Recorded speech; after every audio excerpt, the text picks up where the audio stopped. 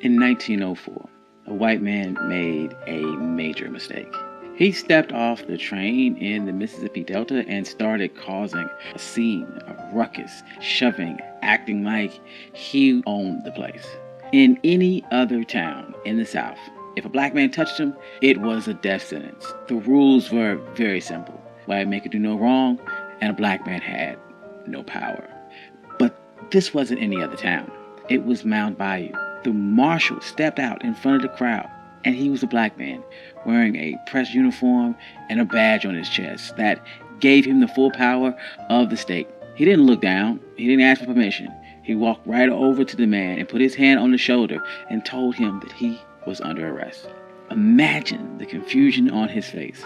He was looking around for a white officer to save him. He was looking for a white judge to dismiss his charges. But he realized a terrifying truth. None of that was coming. The mayor was black, the judge was black, and the cops were black. For the first time in his life, the color of his skin was not a get-out-of-jail-free card. And this is the story of Mound Bayou. This is One Mic Black History. I'm your host, Country Boy. If you like stories like this, you can find more stories at onemichistory.com. But without further ado, let's get started.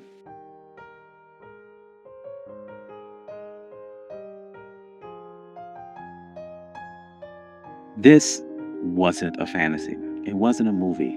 This was a real place, a black fortress in the middle of one of the most racist states in America. A place where Jim Crow had absolutely no jurisdiction.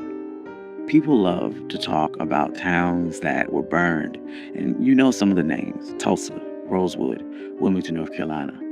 We share the pictures of the smoke and the ruins because it fits the story that we've been taught that everything we've ever built, they destroyed it. But that doesn't tell the complete story. There was a town that they couldn't burn, a town that stood for nearly a century as a living, breathing proof that black people did not need immigration to survive. All they needed was infrastructure.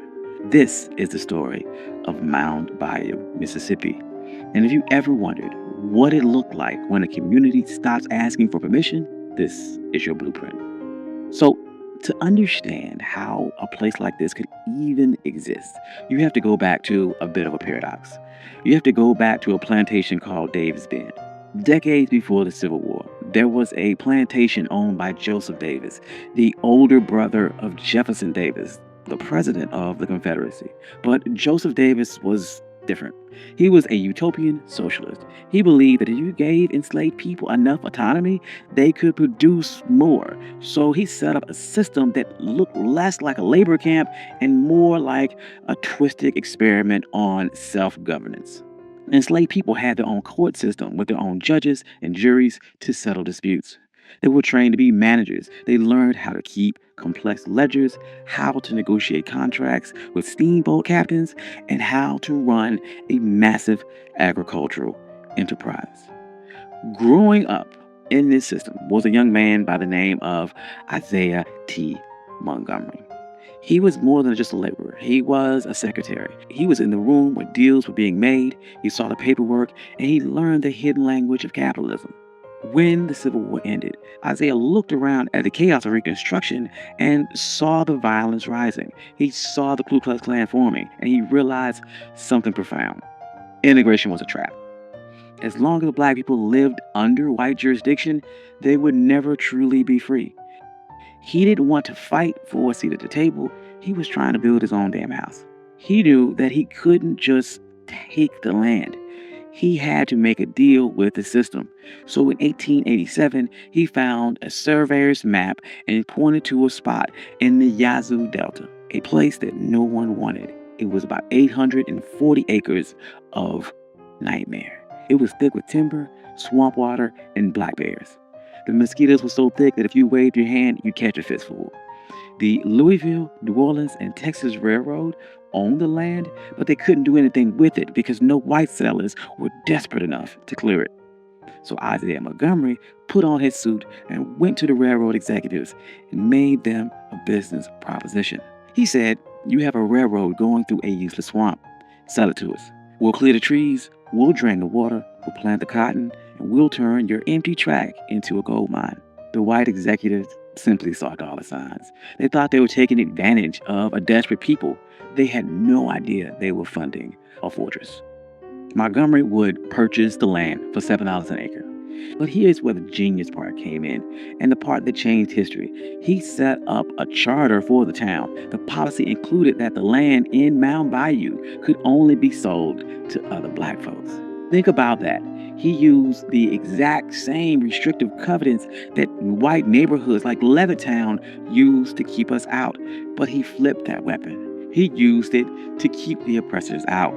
This created an invisible wall around his town. If you didn't own the land, you couldn't vote in the town elections. If you couldn't vote, you couldn't be the sheriff. You couldn't be the judge. By controlling the land, you controlled the law. He moved with some urgency. He knew that they were on a race against time. The first settlers crept through in rough shanties, fighting off malaria and wild animals while clearing the trees by hand. But within a decade, the swamp was gone, and the place was a bit of a miracle. By 1907, if you walked through the streets of Mound Bayou, you wouldn't have seen the struggle. You would have seen power. There were 13 black-owned stores. You would see 3 cotton gins humming with machinery. You would see a train depot that was busier than some of the white depots in neighboring towns. They even printed a newspaper, The Demonstrator, because if you didn't control the media, someone else would write your story for you. But this isn't just about buildings. The town also closed the loop on economics. In most places, a black farmer would grow his cotton, but he'd have to take it to a white gin to be processed. The white owner would then cheat him on the weight, and then he would take his money to a white bank where they would charge him predatory interest, and he would spend it in a white store that wouldn't even let him try on shoes. Every black dollar went into white hands immediately. But Mound Bayou changed that. The cornerstone of this strategy was the Bank of Mound Bayou, founded in 1904 by Charles Banks. They called him the Wizard of Finance. He understood that freedom wasn't real unless you could fund it. When he opened the bank, it wasn't just a place to store cash. Farmers from all over the Delta, even outside of the town, started to bring their money to Charles Banks because when he walked to the lobby, they were treated like human beings. They could get a loan to buy seed or equipment without signing away their dignity. And that money stayed within the town. The bank lent that money to the grocer hired a carpenter, the carpenter played the doctor, and the dollar circulated 5, 6, 7 times before it left the community. But the greatest test of this infrastructure wasn't just banking, it was survival. During the 1940s, if you were black and you got sick in the Mississippi Delta, you were in trouble. White hospitals would not take you, or you were thrown in the basement ward with no heat and no nurses. You could die from a simple infection because you were on the wrong side of the color line. So Mound Bayou decided to build a healthcare system. They didn't ask the government for a grant, they went to fraternal orders. We often forget groups like the Knights and Daughters of Tabor. These were secret societies, benevolent orders where the members paid small monthly dues, mostly nickels and dimes. It was the original crowdfunding. They pulled together these nickels and dimes into a massive war chest and built the Taborian Hospital in 1942. This place was state-of-the-art for the time. It had x-ray machines, incubators for premature babies, sterile operating theaters that rivaled anything in Memphis or Chicago. They hired black surgeons and paid them top dollar, and they had black nurses in crisp white uniforms. For a sharecropper who spent his whole life being called boy, walking into a black hospital had to be a life-changing experience. The man running this hospital was Dr. T.R.M. Howard. He knew that you couldn't just have a healthy body in a sick society, you had to fix the politics too. So he turned Mound Bayou into a headquarters for the civil rights movement in the Delta. He launched Regional Council of Negro Leadership. Every year they would hold massive rallies in a field just outside of town. Sometimes up to 10,000 people would attend. Dr. Howard would get on stage and give them practical instructions on how to use their economic power. And this is where slogans like "Don't buy gas where you can't use the restroom" would come from. This was years before the Montgomery bus boycott, and he was teaching people that their wallet was a weapon. And if a gas station wouldn't let you use the restroom, you keep your money in your pocket and keep driving. See, when you start messing with the money, the system begins to fight back. In 1954, the Supreme Court ruled on Brown versus Board of Education, and the white power structure in Mississippi panicked. They formed the White Citizens Council. These were bankers, politicians, and merchants. They were called the middle class Ku Klux Klan. And they decided to use financial warfare to attempt to crush the movement. They initiated something called a credit freeze.